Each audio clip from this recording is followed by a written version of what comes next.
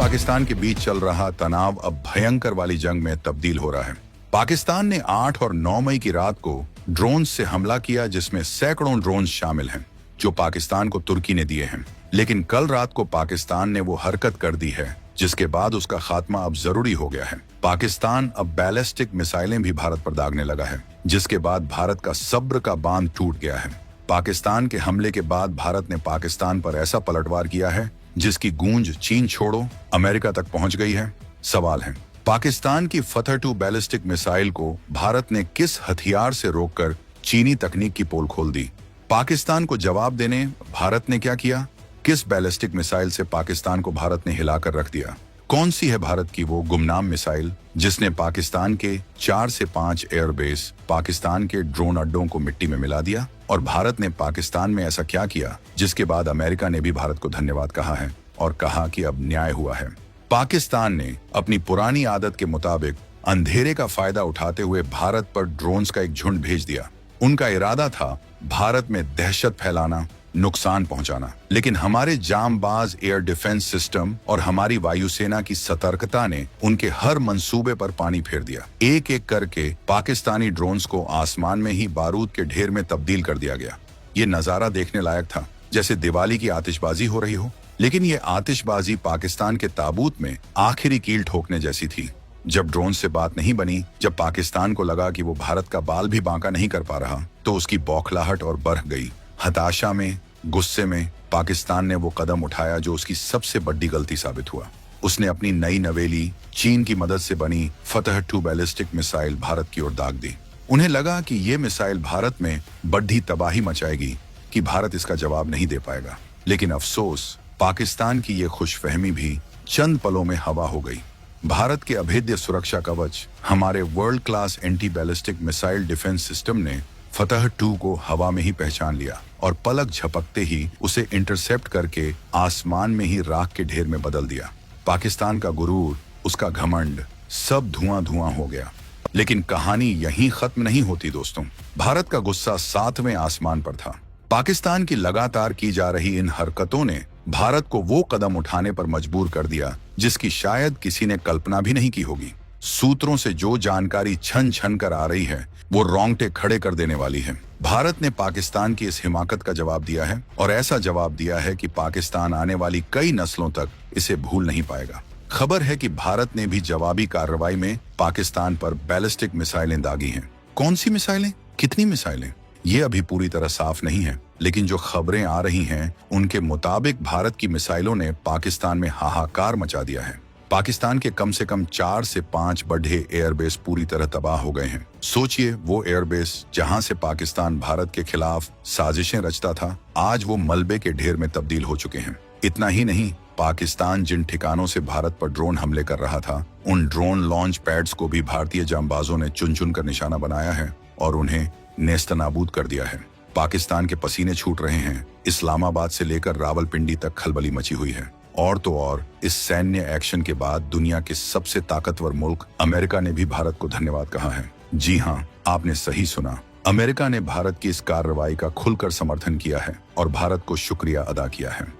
पाकिस्तान की फतह 2 कितनी शक्तिशाली और कितनी तबाही मचा सकती थी? अब सवाल उठता है कि ये फतह 2 मिसाइल, जिसे पाकिस्तान बड़े फख्र से दिखाता फिरता है, आखिर है कितनी खतरनाक? और अगर ये भारत की जमीन पर गिरती तो क्या हो सकता था? देखिए, फतह 2 जो है वो पाकिस्तान की एक guided multi launch rocket system JMLRS का अपग्रेडेड वर्जन है, जिसे वो शॉर्ट रेंज बैलिस्टिक मिसाइल भी कहता है। इसकी रेंज करीब 250 से 400 किलोमीटर बताई जाती है और ये अपने साथ पारंपरिक वॉरहेड ले जा सकती है। कहने को तो ये गाइडेड है, यानी अपने टारगेट को सटीकता से भेज सकती है, लेकिन असल में इसकी टेक्नोलॉजी चीन की A100 या WS सीरीज रॉकेट्स पर आधारित है, जिनकी विश्वसनीयता पर हमेशा सवाल उठते रहे हैं।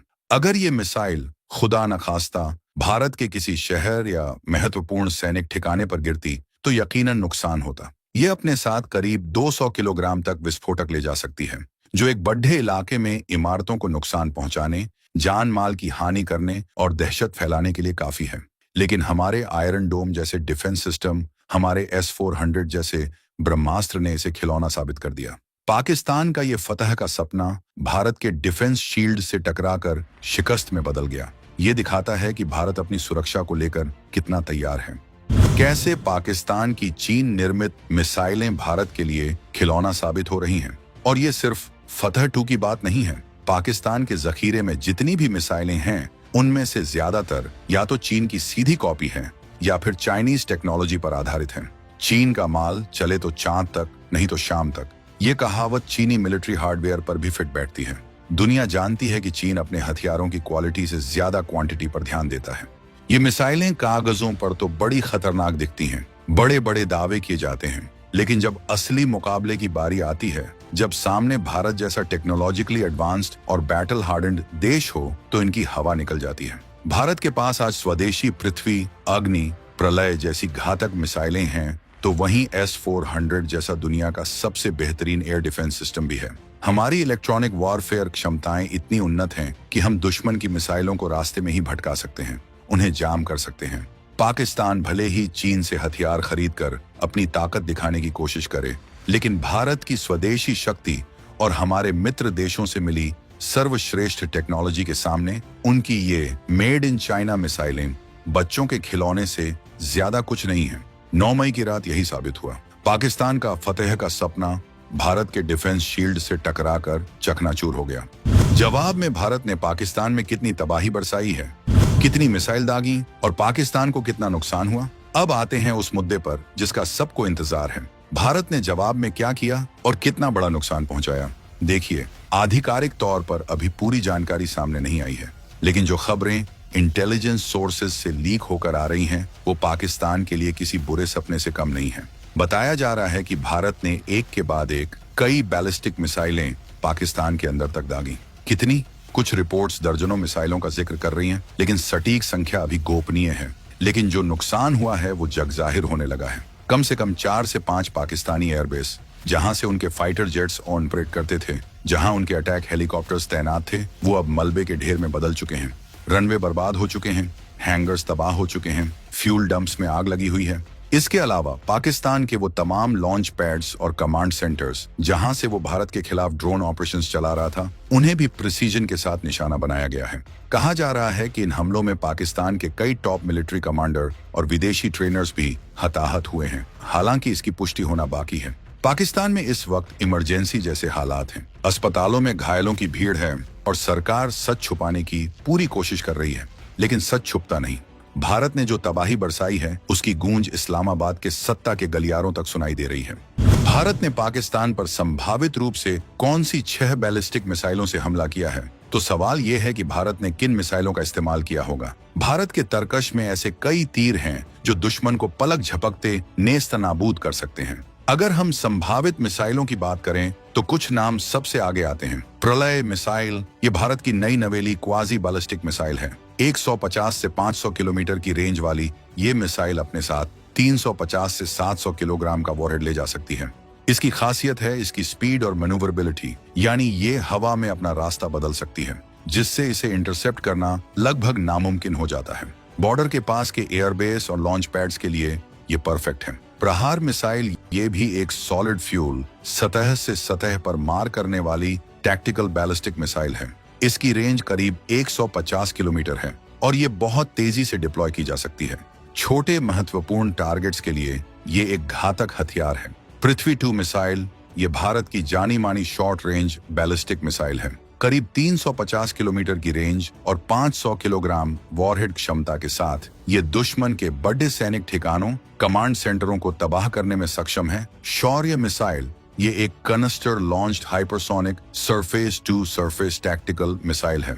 इसकी रेंज करीब 700 किलोमीटर है और ये भी पारंपरिक वॉरहेड ले जा सकती है। इसकी स्पीड इसे बेहद खतरनाक बनाती है। Agni one missile, short range ballistic missile, जिसकी रेंज लगभग 700 से 1200 किलोमीटर है।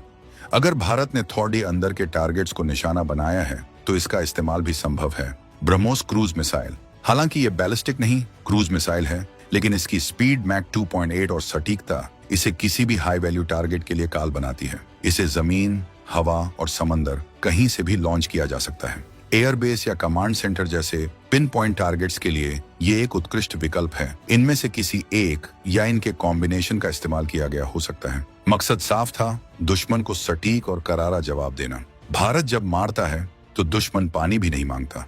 भारत ने ऐसा क्या किया पाकिस्तान पर तबाही बरसाकर कि अमेरिका ने भारत को धन्यवाद कहा है? ये सबसे दिलचस्प सवाल है कि आखिर अमेरिका ने भारत को धन्यवाद क्यों कहा? क्या भारत की इस कार्रवाई से अमेरिका का कोई बड़ा मकसद पूरा हुआ है? देखिए, अंतर्राष्ट्रीय राजनीति बड़ी उलझी हुई चीज है। कभी कभी एक देश की कार्रवाई से दूसरे देश को अनजाने में या सोचे समझे तरीके से फायदा हो जाता है। जो खबरें आ रही हैं, उनके मुताबिक पाकिस्तान के जिन एयरबेस या ड्रोन लॉन्चिंग साइट्स को भारत ने निशाना बनाया, उनमें से कुछ ठिकाने ऐसे भी थे जहां अंतर्राष्ट्रीय स्तर पर वांटेड कुछ खतरनाक तत्व पनाह लिए हुए थे। ये वो लोग हो सकते हैं जो अमेरिका और पश्चिमी देशों के लिए भी सिरदर्द बने हुए थे।